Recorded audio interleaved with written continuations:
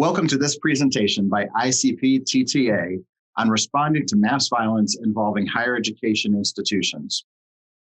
In the first part of this presentation, we talked about the many aspects of responding to a mass violence or domestic terrorism incident. What we want to do in the second section is talk about some of those planning considerations as you develop your individual plan. We'll talk a little bit about what are the aspects of those plans, what are the staffing considerations, and staffing considerations are key. The response to any incident like this requires lots of personnel. Where are you going to get that personnel from? Can you supply that within your institution? Who are your partners you're going to look to augment those staffing needs? And we'll also talk a little bit about external agency coordination and how key that is to a successful response. So planning considerations. We can consider the scenarios we previously discussed in part one of this presentation, or you can as well think about incidents that you were personally involved with. These incidents are complex. A response benefits from pre-planning, training, and exercises. The principal function of the response agency is to meet the needs of those directly and indirectly impacted. That needs to be your principal goal as you go through this planning process. So this quote here, as you read it, is probably one we've all seen. Basically, the gist of this type of quote is don't change business cards at an incident. You need to meet earlier. You need to plan. You need to pre-plan. You need to understand the roles and responsibilities of your partners before an incident occurs. Part of that process, part of that planning process is to identify shortfalls, determine what the gaps are, how you will fill those gaps. What can you bring to the table? What can your partner agencies bring to the table so there's a cohesive response? It's important to conduct training and exercises, and this training and exercises should be done jointly with partner agencies. It's important to understand how each agency works and how those interactions will occur so there's a very successful and smooth response to an incident. What this does and what's key and most important is it improves community resiliency, not only for the HEI, the institution, but also for the jurisdiction, the local community, and surrounding communities. Really, that's the key to planning, is to build resiliency. While we'll talk about many aspects of what a plan should look like, the intent of this presentation is not to cover all aspects of building a response plan for domestic terrorism or a criminal mass violence incident. There are many resources that can help you do that. One of those is the Health and Human Services, ASPR, Technical Resource Assistance Center, and Information Exchange. A document or a collection to consider is the Family Reunification and Support Topic Collection to help you as you build your own individual plans. Higher education institutions may be decentralized. Following a mass violence incident, there are many important time-sensitive decisions that need to be made, and there often isn't a lot of time for debate. Who has the authority to act? Therefore, it is incredibly important that decision-making authority is identified prior to a mass violence event, and decision-makers are briefed on the type of decisions they may have to make, including when they may be required to enact the mass violence response plan. Mass violence, mass casualty, and domestic terrorism incidents are like any other incident that your campus may face. As a result, protocols in a mass violence incident may differ from your institution's standard operating procedures.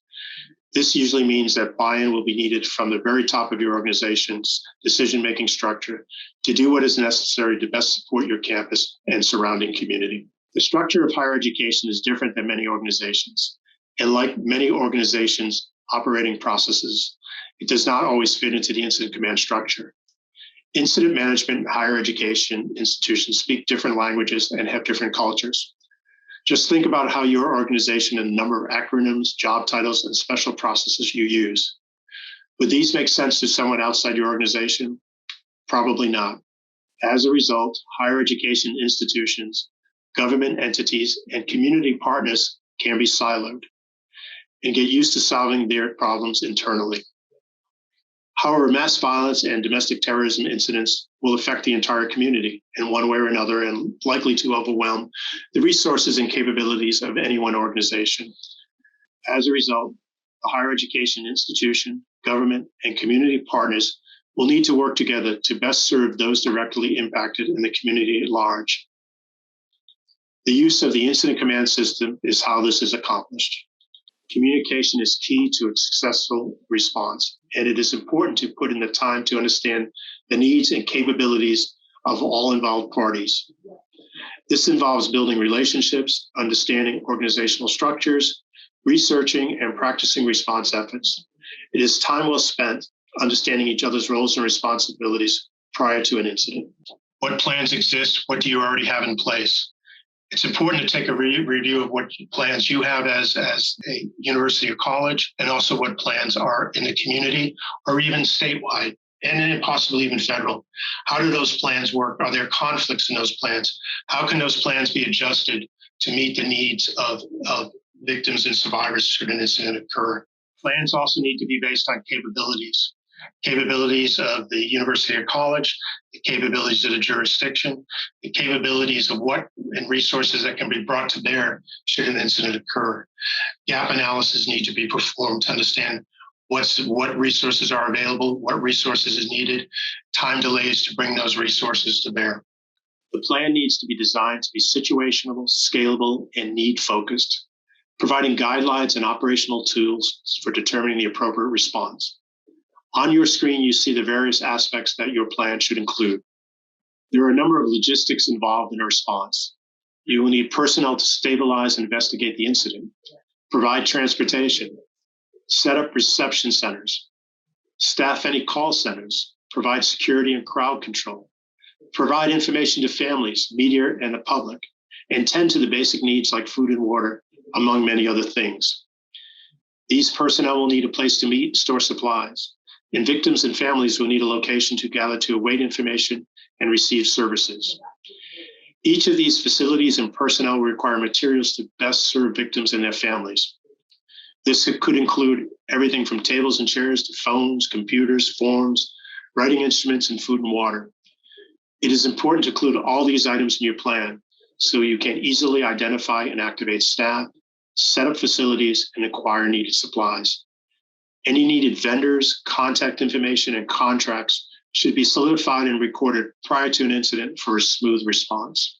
Because responses to massive violence incidents will be chaotic and emotionally charged, creating tools like job aids and checklists that can easily be distributed to personnel and provide quick, on-the-job references is very helpful. We will talk more about these items a bit later.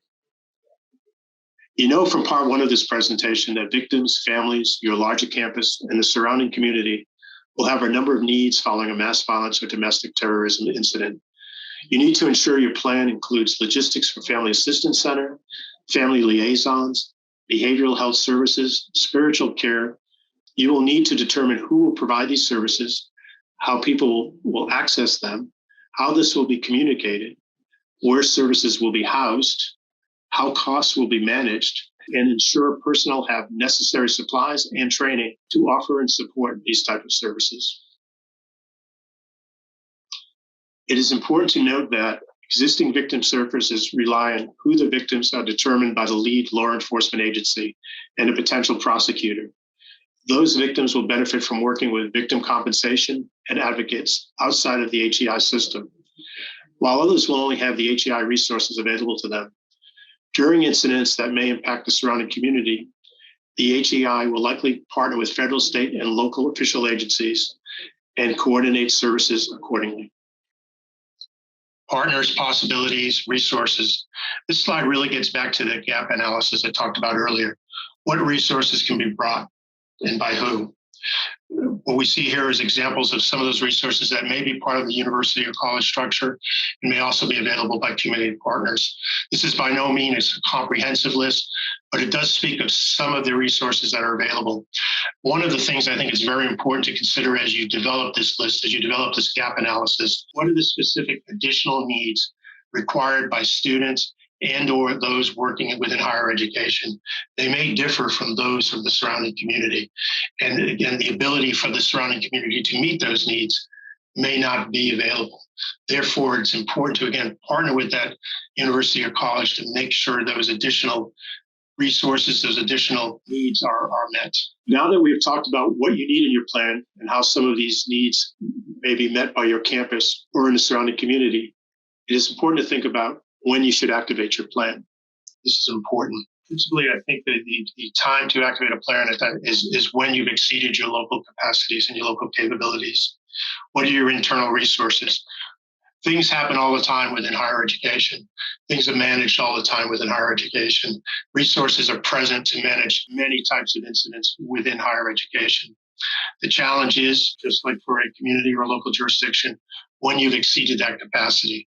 When that capacity has been exceeded, that is the time to execute your plan. Bring to bear those additional resources needed to meet the needs of the ongoing incident. With that in mind, your internal capacities may be exceeded when an act of violence requires the establishment of a family assistance center or other support sites, requires reunification of members of the campus community with loved ones, or results in displaced individuals or involves casualties or fatalities.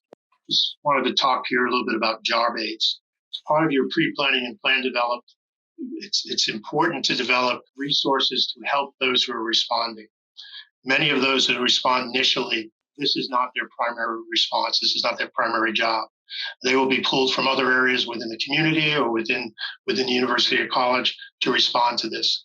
Many jurisdictions have developed job aids, and I urge you to look for those and bring together those and modify those and determine which ones best fit your needs.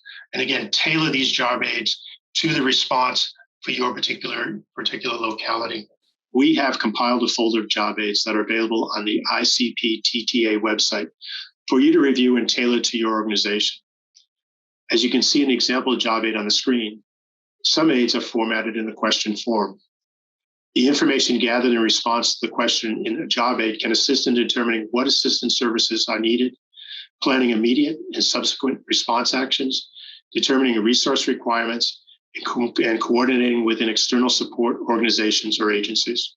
Talked a little bit about staffing earlier. Staffing is a major consideration. The response to an incident, as we've described, is intense, requires many individuals to respond. You need to think about where these individuals will come from within your organization.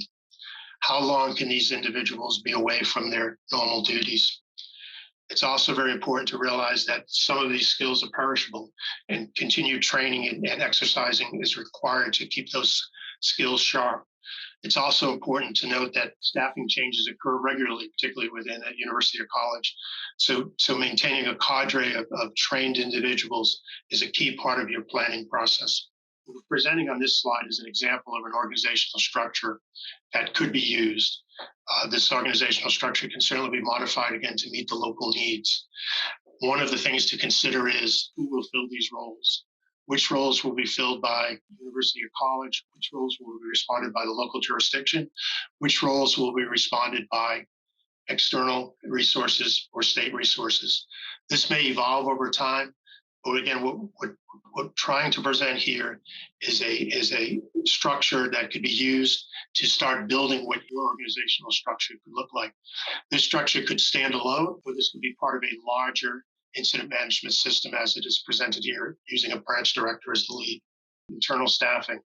There are many individuals within higher education that provide like services on a daily basis. Identify who they are, bring them into the planning process, bring them into the exercise and training process. Build that cadre of core individuals who can help you manage your response, who can get you through that initial phase, through that reception center, until additional resources can come to support the incident. As you are selecting staff, you want to make sure that you have the right people to respond to an incident. Do they have the needed calm and resourceful temperament? Are they victims themselves? Do they have the right training? This is not a time to conscript individuals. This is a time to activate individuals who have already been developed to provide these services. We do not want to increase the number of victims because we have used someone improperly. Again, this is why pre-planning is so important. You can ensure that those who are needed to respond have the temperament, resources, and training to meet the needs of the incident, victims, and survivors. This goes for both staff internal to the Higher Education Institute, as well as volunteers. You will have spontaneous volunteers.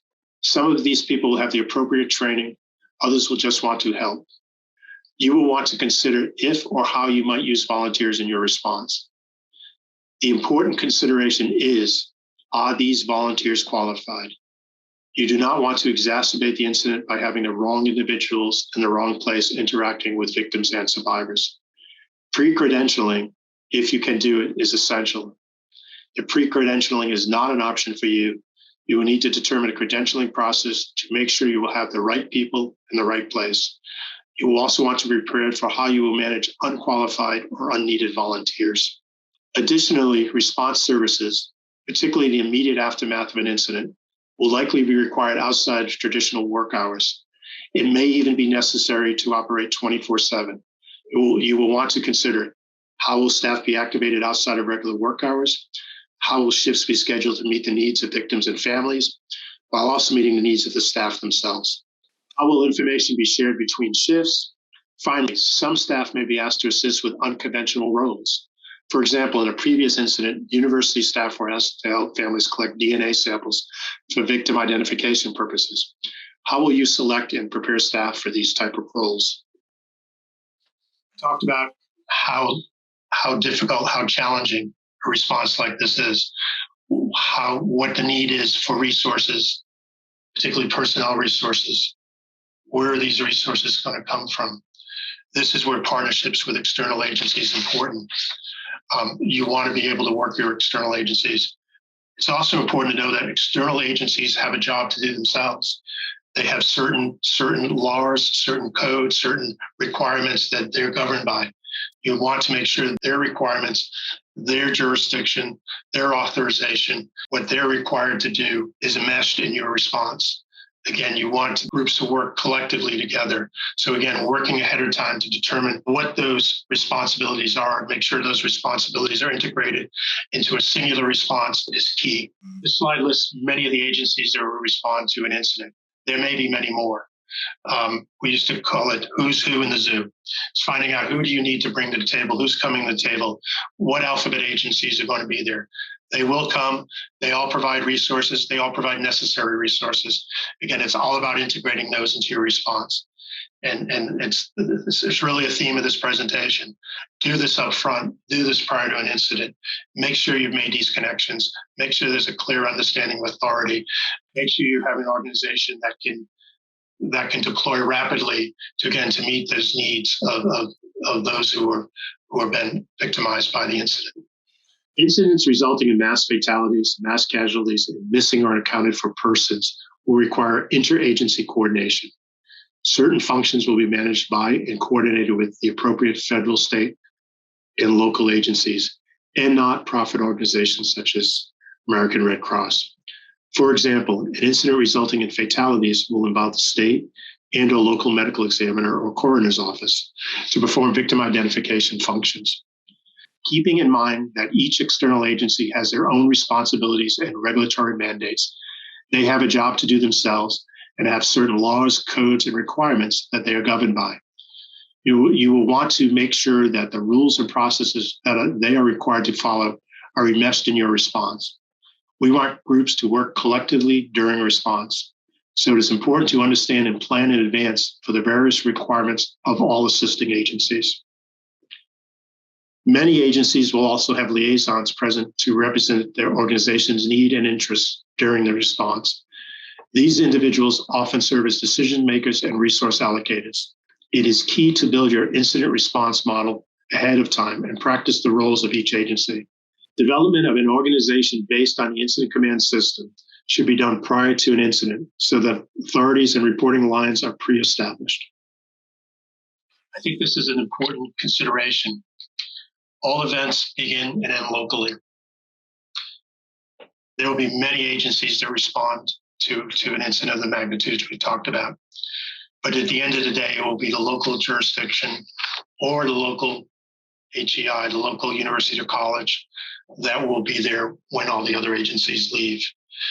We need to understand their role in the incident response to make sure that they're at the table, the locality, the university or college where the incident has occurred, or the university or college that's been impacted by the incident. They need to be there because they will be there when it's all over. We talked about this slide earlier and put this slide up again right at the end here. And I think it's an important slide, and it's a slide I think we all should pay attention to because it's really the roadmap. It's really the roadmap for developing your plan. lastly, there's more information of all these specific topics on the ICP TTA website, and encourage you to go look at that for further information on how to develop these different pieces of your response plan. We appreciate you joining us for our presentation on preparedness for higher education institutions following mass violence or domestic terrorism. There's more training opportunities available on the ICP TTA website.